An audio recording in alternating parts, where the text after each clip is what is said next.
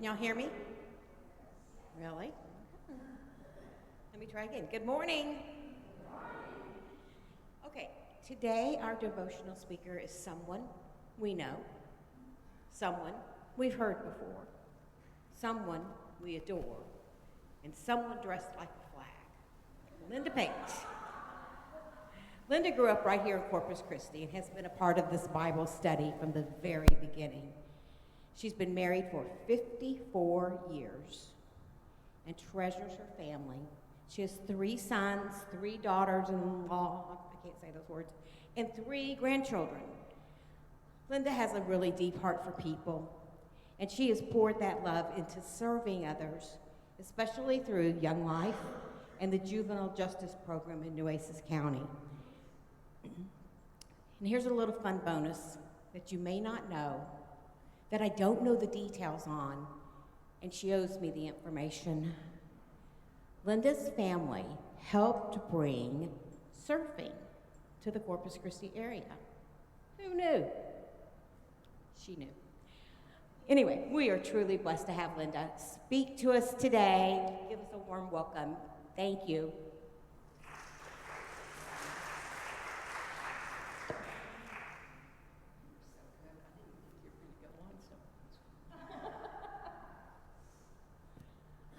Alrighty, I usually am the default speaker, so let me assure you, if you would like a spot to share a devotional, there are a few left.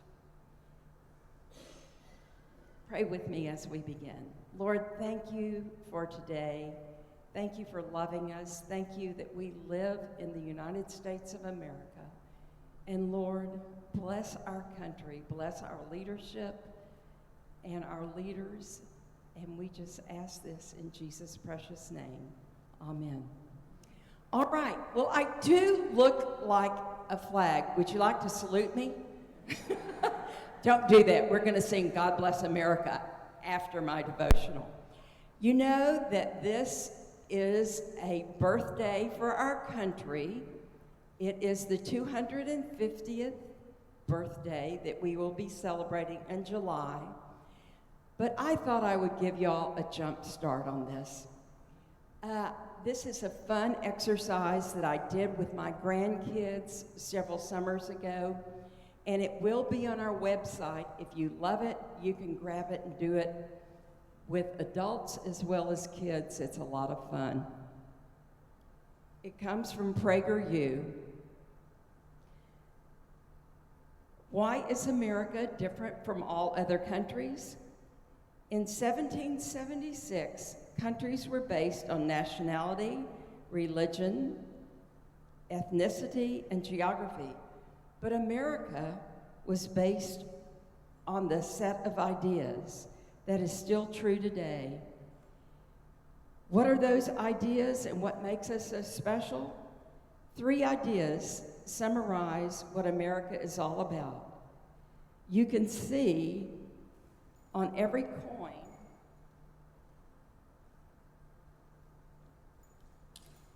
in God we trust. You hold up a coin, you pass it around, and of course, it's on our dollar bills as well as on our coins.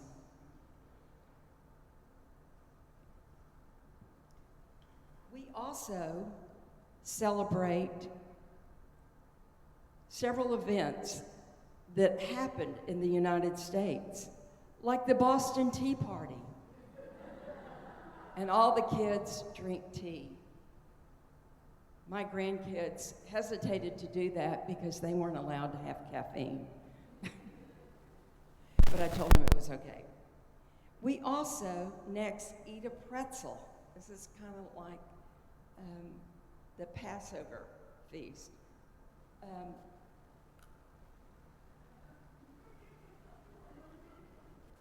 To remember the salty tears of our forefathers. Life wasn't always easy. And we remember the Liberty Bell, yes, in Philadelphia. We thank you for those brave men that met to do the Declaration of Independence. And finally,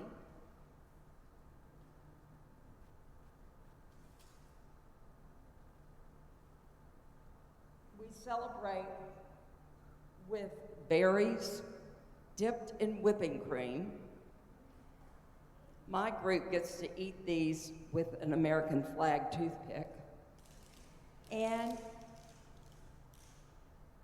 finally, my kids signed the Declaration of Independence. They put their John Hancock on it. But there is another from Prager Institute that explains this so much better than what I did. I want you to enjoy it now.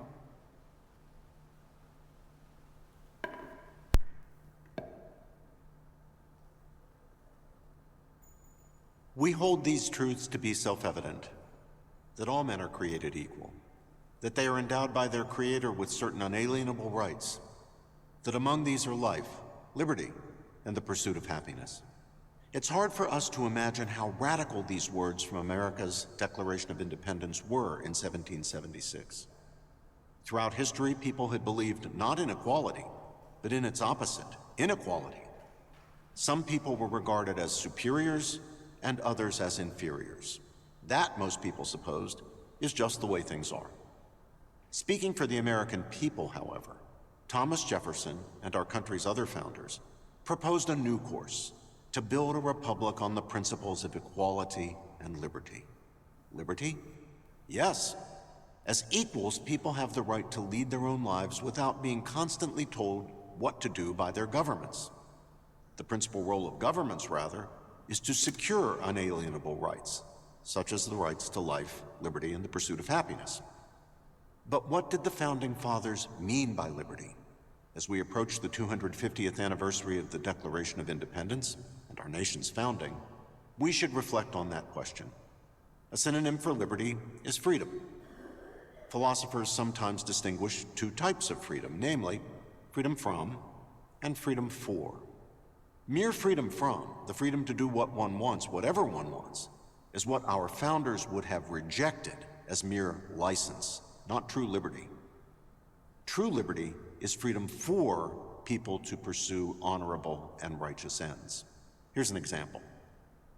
Our Constitution, in its First Amendment, recognizes the right peaceably to assemble and to petition the government for redress of grievances. As a negative liberty, it is freedom from the government's breaking up a peaceful demonstration or punishing people for participating in it. As a positive liberty, it is the freedom to advocate on behalf of a just and righteous cause. Of course, people sometimes abuse their liberties by promoting unjust and unrighteous causes, and such abuses must be tolerated precisely because we wisely decline to entrust government officials with the power to decide whether criticism of their policies is warranted. Still, the reason for recognizing the freedom to protest is precisely to enable people to advocate for just and righteous causes. It's clear then that our founders, in proclaiming and protecting liberty, were not indifferent to the distinction between good and bad, right and wrong, virtue and vice, justice and injustice. In distinguishing liberty from license, they counted on our moral and religious convictions, shaped by our families, religious communities, and other institutions of civil society, to restrain us from immorality and injustice. As John Adams observed, our Constitution was made only for a moral and religious people. It is wholly inadequate to the government of any other. Benjamin Franklin made a similar argument. Only a virtuous people are capable of freedom. As nations become corrupt, they have more need of masters.